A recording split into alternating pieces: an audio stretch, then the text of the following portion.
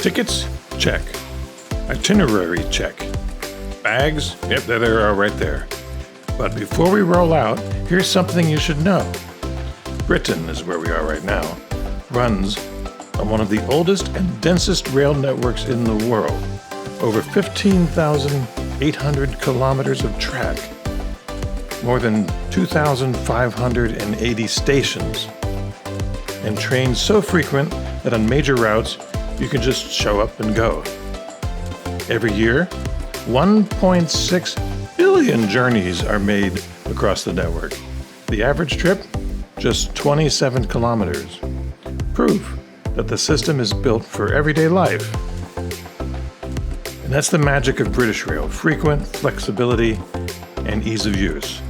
Whether you're crossing a city or crossing the country, there's almost always another train in just a few minutes. Almost always.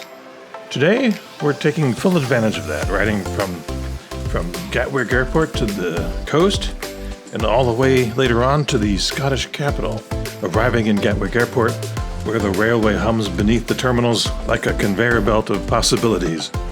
From here, trains shoot in every direction, north to London and south to the coast, west to historic towns. It's one of the easiest airports to rail transfers in Europe. Step off a plane, walk a few meters, and you're already in the network. We went to Brighton the first leg. The city where the English Channel meets the Victorian seaside charm. Brighton Station is a cathedral of iron and glass, quite picturesque, echoing with the sound of commuter trains, beachgoers, weekend wanderers, high school trips, day trips from London. It's the perfect launching pad, or landing pad, a place where journeys feel like stories waiting to be told. So we arrived in Brighton, and then we departed in Brighton toward Arundel. Arundel, where the world suddenly changes. Arundel Castle rises above the River Arun, hence Arundel, like something out of a medieval painting. The station is a small, quiet, almost timeless, the kind of place where you half expect a steam locomotive to roll on through. This is the beauty of the British Rail. In under an hour, you go from a seaside neon to ancient stone. We then catch the wonderful British Rail to Winchester, England's ancient capital. The station, tucked neatly between rolling hills, feels like a gateway to centuries of history. It's really cool.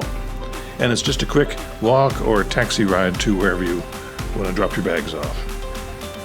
Every stop on that journey is a chapter, and Winchester is one of the most important. Then from Winchester, we hop on the train again and head to London, where the entire British rail system converge in a single electric heartbeat. King's Cross and St. Pancras Station stand side by side, twin temples of steel and glass, each with their own unique personality. Commuters rush, announcements echo, and trains depart every few minutes in every direction. And one direction we would eventually go, after stopping at platform 9 3/4, is the liner, or I call it liner. I don't know what they call it. It's LNER. It's the East Coast Line, London Northern Eastern Railway or something like that. It's the East Coast Main Line. It's one of the greatest railway journeys of the world, they say. The Azuma trains glide out of London, past suburbs, then farmland, then the wide open spaces of Cambridgeshire. York flashes by with its ancient walls. Durham Castle appears like a crown on a hill. And then the North Sea joins us, a silver horizon running alongside the tracks as we push northward. Finally, the train curves into Edinburgh Waverley, dropping us into the city, right into the city. Because when you're staying there, you constantly have to walk over, under, around the train station. It's carved into a volcanic rock. The castle towers above, the streets climb and fall, and a journey that began at Gatwick Airport a week earlier ends in the Scottish capital. From airport to terminals to seaside piers, From medieval castles to castle cities, from the roar of London to the quiet majesty of Edinburgh. This is Britain by rail. A story told one station at a time.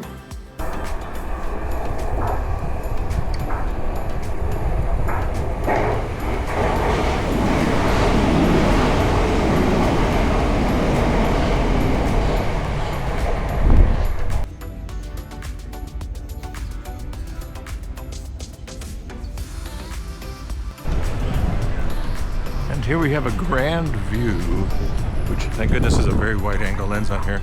A grand view of St. Pancras and a Maserati. A McLaren, sorry. A nice color McLaren too. But we're here for St. Pancras. So that in here there's a hotel and a train station. Because you can. That's quite amazing. Kind of looks like the train station next door, but this is the bar. Out. This is amazing. This is the booking room. Wow, look at that. That's amazing. So this is there I go with the amazing again, but I don't have a lot of descriptive words for things. And we go straight from the Grand Terrace and the booking room to St. Pancras Station. Wow, look at the size of this thing.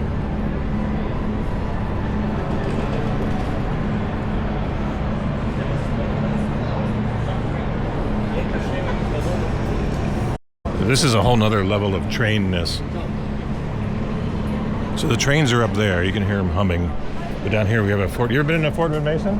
Have you ever seen those videos, sorry, where somebody randomly starts playing a piano? It turns out to be like a professional person. Well, this is that place, St. Pancras, and that is the piano.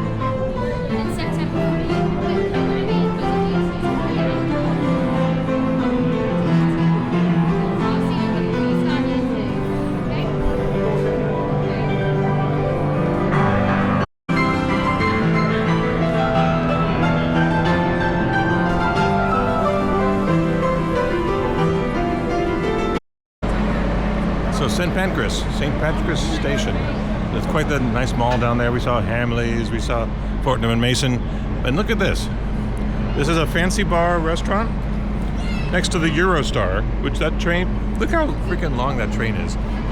Even on non-wide angle, it's quite long.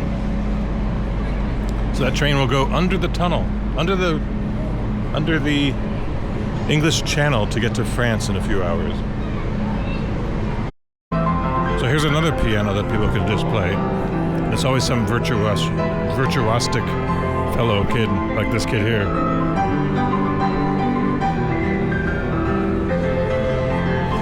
Mr. Bean. And you got the bear that goes with Mr. Bean. And Paddington. Oh, it is a whole collection of Paddington.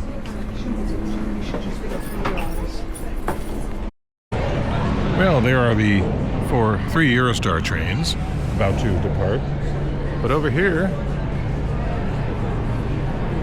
we have a memorial to, or a statue to, World War II, it looks like. Fascinating.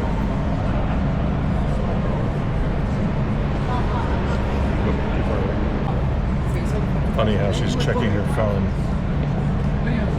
And he's giving her the side eye.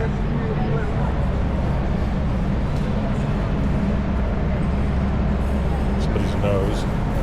Oh, those are glasses. Well, thanks for joining on this 9-minute whirlwind tour of the British rail system. There are so many miles, so many stories to tell. And just like this artist in this statue here, hop on board, punch your ticket, schedule your journey, and enjoy these clickety-clack journeys on the British rail system. It's almost worth coming to the UK just to ride the trains, but they do take you to some marvelous places that are also worth visiting. So click like and subscribe so I can get the urge or the encouragement to keep filming and sharing our experiences. So maybe it'll give you an idea of what you can do. If I can do it, you can. I'm choking up just saying it. If I can do it, you can do it. Oh, wait, okay. It's just not very fast. So that's St. Pancras, and there is